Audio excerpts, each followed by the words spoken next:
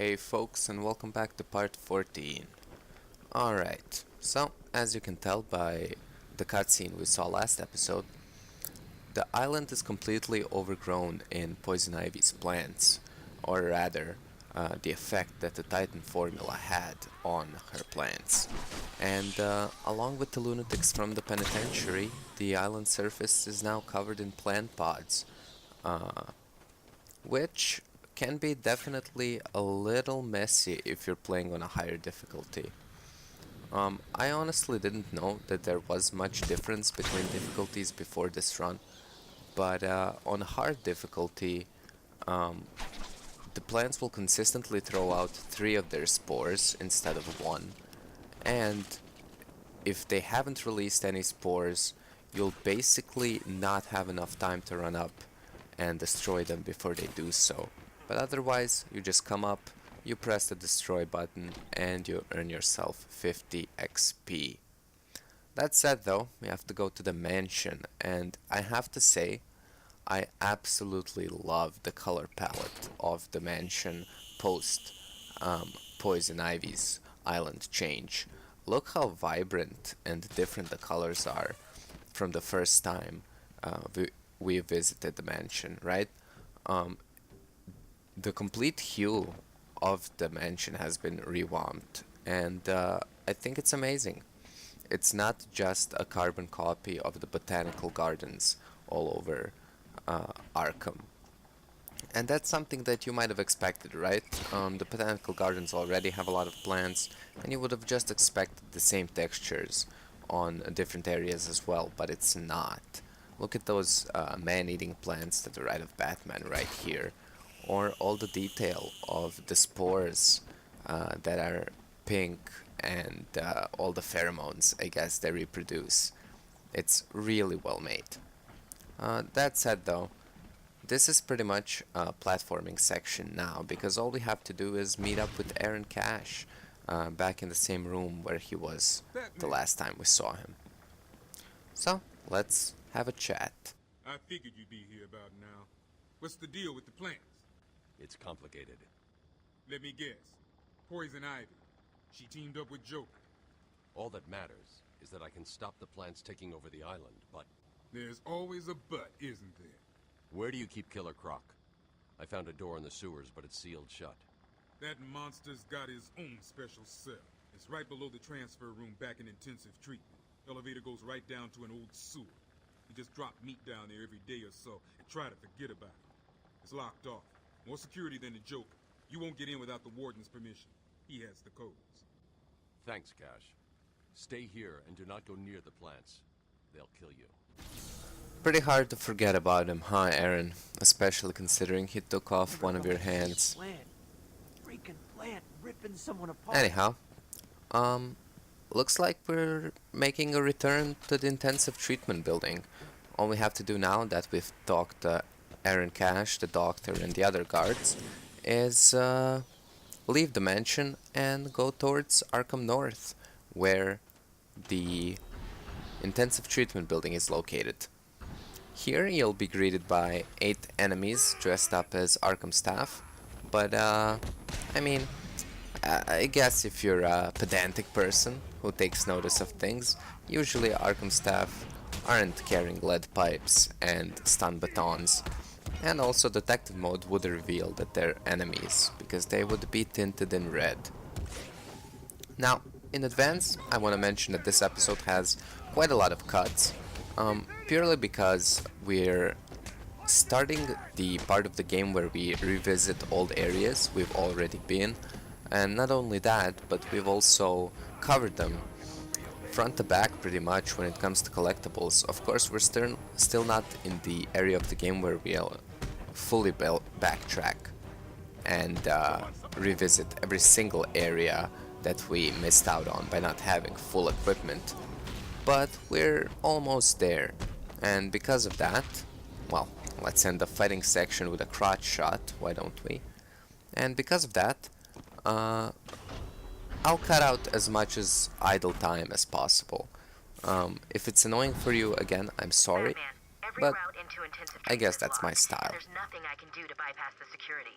There was a sniper up on the roof. He got there somehow. I'll find a way. And now we have to find a way to the ledge that we couldn't access previously. Thankfully we have the line launcher though, and that should make everything easier. It's pretty hard not to get spotted by that sniper, and yeah, be careful, because in that quick succession I lost 50% of my HP with an armor upgrade, so you might want to be careful. There definitely is a way not to get spotted, but I think that zipping up to the guard tower is definitely the most efficient route, because I mean, you'll heal up eventually, and all the new Joker teeth that are located on the island are right on the same ledge. That said though, if you want to glide over to the little hut and jump to the other guard tower we haven't been to yet, you can quickly line launch over to the western area of Arkham North and pick up one more trophy that we can access from before. But with that said, we're pretty much done with the area as of right now, so we can just enter the medical building from a different waypoint.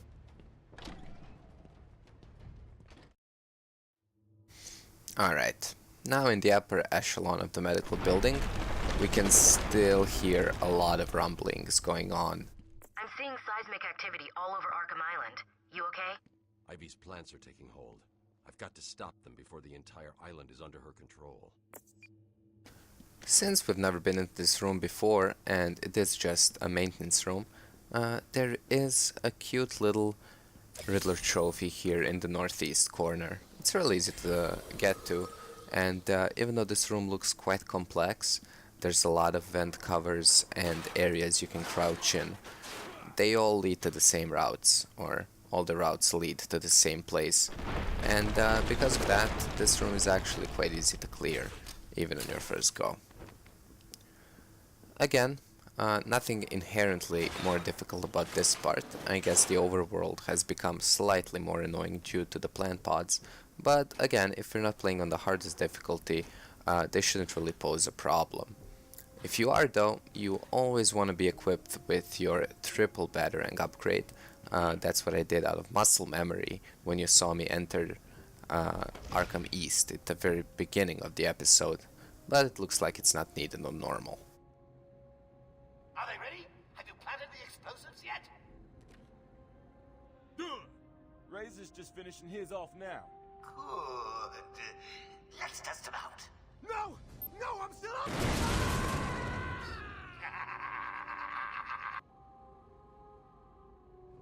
And with that, we enter one of the most difficult Predator sections of the game.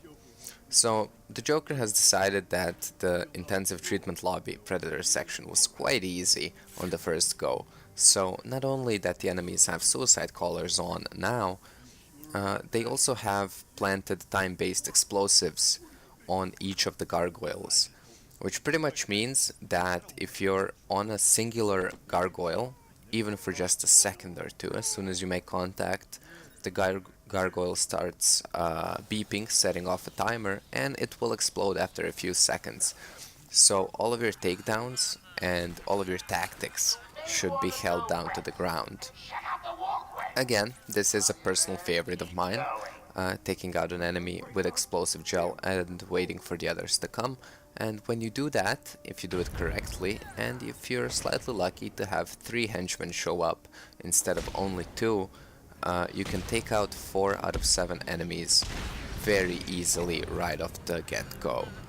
That said, again, this is one of the tougher Predator challenges because you'll be doing a lot of crouching, and you can also make use of this vent right here. It's right underneath the offices, and you can actually enter the grated glass. Now, if I were you and you were doing this tactic that I'm showing right here, I still would be careful because the enemies can see you from the office area because, again, these grates are made out of glass. And yeah, you definitely aren't safe here unless you're completely submerged in the vent like I was at the end of that clip. But one more silent takedown with another explosive gel trap set off by the suicide collars, and there's only one guard left.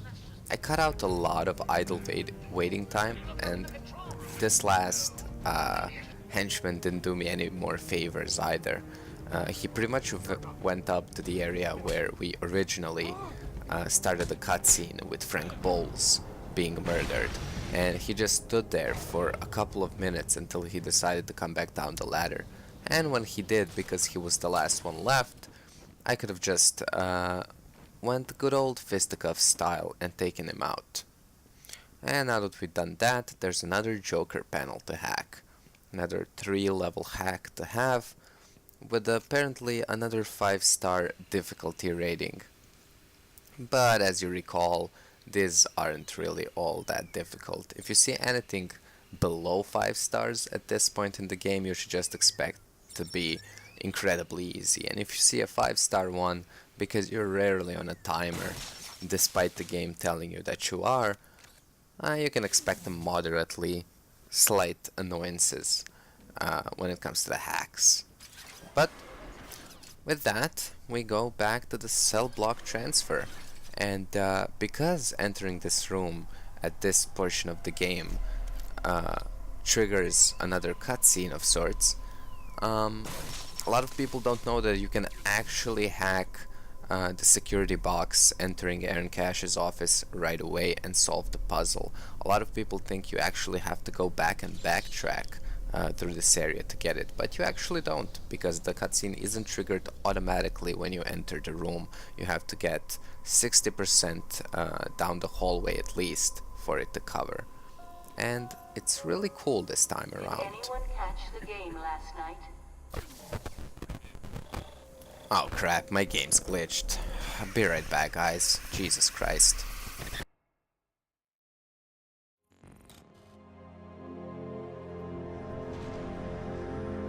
Alright, let's just reset the game and I guess restart the checkpoint. I hope I haven't lost enough recording footage here. Jesus Christ. This really doesn't happen often.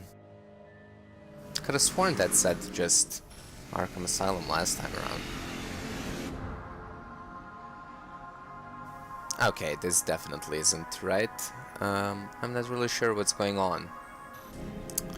More seriously though, that was one of the coolest quote-unquote game crashing intentional bugs that the game ever shows off. And not just this game when I say that, I mean in any game. Usually they make kind of a corny or cheesy flicker effect to fake a crash, but here they completely reset the game and you start the beginning sequence over again, but this time as the Joker, and instead of the guards you have Harley Quinn, you have Victor Zsasz, and instead of all the Blackgate inmates that the Joker has managed to transfer from Blackgate to Arkham, you see Aaron Cash, Dr. Young, and Commissioner Gordon being led to their cells. And yeah, Batman is this time strapped up in the examination, I guess, the examination chair. And this time around, the doctor examining the new inmate isn't just a regular staff member, it's Dr. Crane. This is all too familiar, isn't it? Looks like we have another run-in with the Scarecrow. He's gone. Just a twisted shell of a man. Cut me free! Well, looks like Bruce Wayne doesn't take being apprehended way too well. He's going insane as well. What a crazy night. I've waited a long time for this, Bats. Let's start the party with a bang. So, not only do they have one of the coolest game crashing simulations ever, they also emulate a game over screen through an animation, which I think is really, really cool. And yeah, we definitely look a little more rugged than usual now that we've climbed out of a grave. Yeah, so quite obviously this is the third and the final Scarecrow section of the game, which maybe finally means I'll finally feature Dr. Crane as one of my thumbnails. Every time before it just kind of led into a bigger and cooler boss fight, but this time around it's kind of monumental, I guess. I should also note that this time around we'll actually get to see the environment where I guess the section of the game was featured actually within the asylum. You know, first time around it was the morgue, and you couldn't really tell where we supposedly did all these crazy jumping mechanics. But this time around, when we come back to, we'll realize that we were just in the transfer block. Because it's quite an open area, it actually looks quite reminiscent of the stage Dr. Crane has set up. I should also note that a small companion, the little ventriloquist's little buddy, is narrating this part. It looks like Joker really likes Scarface, and yes, that is the official name of the doll. And yeah, for me, he's always been very reminiscent of one of the villains, actually, from the Digimon series, which sounds a little weird, but if you think about wooden puppets, and you've been a fan of Digimon as a kid, you'll definitely remember what I'm talking about. But again, we just have another patient section here coming up, and a little more skeleton fights included. And one of the new additions, I guess, without using any of our upgrades way too much, is this moving wall that you have to run by. It's very fun, and fairly easy too. Alright, so as you can tell, the cuts actually haven't been all that bad this episode, except for saving time, and a couple of times that I will admit that I messed up. I am really overzealous when it comes to these, and sometimes I just like to get through as many parts of these platforms as I can before he spots me, and that, you know, the curiosity that definitely killed the Let's Player there. Actually, as you can tell, we do have the entrance to the intensive treatment lobby here, so it does correlate with the room we're actually in. And yeah, Dr. Crane looks to poke us with a little more fear toxin. This can't bode well, so let's see what happens. Are you enjoying the extra dose, little bird? Oh, I won't rush things this time. I'm going to save every moment. And with that, we've pretty much been thrown into one of the coolest, I guess, gauntlet type fighting sections in the game. This is incredibly well designed. I mean, this episode features not only with the overgrowth plan change of the overworld, it also features one of my favorite fighting sections as well. So I guess you could say that this one episode really covers some of the most beautiful game design that this game has to offer. You not only fight your first wave, that you can tell by all the bad signals in the background lighting up when you've completed the section, but you have 3 different waves of skeleton-based enemies, and the second and third, as you can see, feature a huge skeleton titan, and yeah, it's incredibly well made. Thankfully, he doesn't have an HP bar, he doesn't have really clunky mechanics, but you are confined to a very small space. But even though you have to only dodge his hits once, you can get wrapped up in a combo like I did and then literally dodge roll into his charge, which will take quite a bit of health from you. But again, because these skeletons take so few hits before they completely break apart, one combo should do the trick.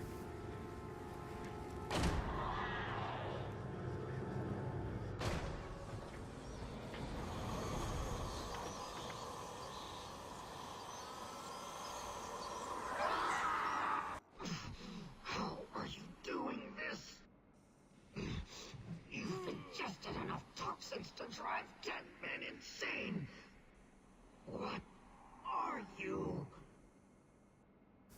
Alright, and with that, we can pretty much go off and kill two birds with one stone. Because it looks like the Scarecrow is planning to flood the catacombs, or the sewers, that lead into Gotham's main water supply with fear toxin, which would be incredibly bad. But before that, let's get another health upgrade, and let's get the last possible secret in this lobby before I leave you off. All you have to do is turn around back into the Predator section lobby where we just were this episode, and run by past Aaron Cash's cell, and hack another security box for the last cell of this area and the last secret. But with that, we've done a lot. We've covered the island in plants. We've run into the Scarecrow for the third and final time, potentially, before facing him off in the sewers. Next time, let's meet up with him and good old Croc Boy. See you guys then. Tell me how these got in my office? Simple, really? I put them there. Why? You don't like flowers? I think the guards would be interested to know you've been out of your cell. Oh, if you really were going to tell, you already would have. How do you know I haven't already? Sweet. I like you. I really do. Even your name. Rework it a bit and we get... Harley Quinn, like the clown. I know, I've heard it before. It's a name that puts a smile on my face. It makes me think there's someone here I can relate to. Someone who might like to hear my secrets. Really? Go on. Not here, my dear. Too many ears and eyes. Come back tonight. I'll be ready for you.